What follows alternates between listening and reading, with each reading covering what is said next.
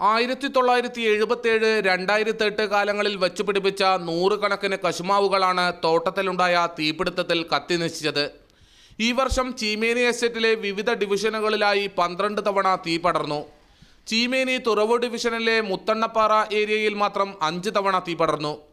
തുടർച്ചയായി ഉണ്ടാകുന്ന തീപിടുത്തത്തെക്കുറിച്ച് ചോദിച്ചപ്പോൾ ജീവനക്കാരുടെ പ്രതികരണം ഇങ്ങനെ: ഞങ്ങൾ റോഡെല്ലാം ബൗണ്ടറികളെല്ലാം കരിച്ച് കൃത്യമായിട്ട് സുരക്ഷത ഇവിടെ ചെയ്യുന്നുണ്ട്. അതിൻ്റെ ഉള്ളിൽ കയറിയിട്ട് ബൗണ്ടറികളിലാണ് പോയി തീ വെക്കുന്നത്. റബ്ബർ തോട്ടത്തിൻ്റെ ഇടയ്ക്കും മറ്റുമാണ്. നടുവിലും ബൗണ്ടറിയുടെ ഇടയ്ക്കും തീ വെച്ചാൽ മേലോട്ട് കയറാൻ വേണ്ടി ബൗണ്ടറിയുടെ സ്ഥലങ്ങളിൽ തീ വെക്കുക, നടുക്ക് കയറി വെക്കുക. റോഡെല്ലാം നല്ല സുരക്ഷ. തീ സൂക്ഷിക്കുക എന്നുള്ള വേനൽക്കാലത്ത് ഡിസംബർ മുതൽ ഞങ്ങൾ സംരക്ഷണം നന്നായിട്ട് ചെയ്യുന്നുണ്ട്. 35 വർഷം തുടർച്ചയായി കശുവണ്ടി ലഭിക്കാവുന്ന കശുമാവുകളാണ് തീപിടുത്തത്തിൽ ഇല്ലാതായത്. ഇതുവഴി കോടികളുടെ നഷ്ടം സംഭവിച്ചു.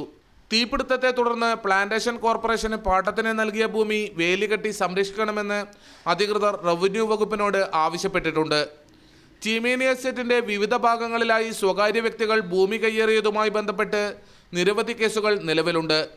സുനിൽകുമാറിനോടൊപ്പം റിപ്പോർട്ടർ, കാസർഗോഡ്.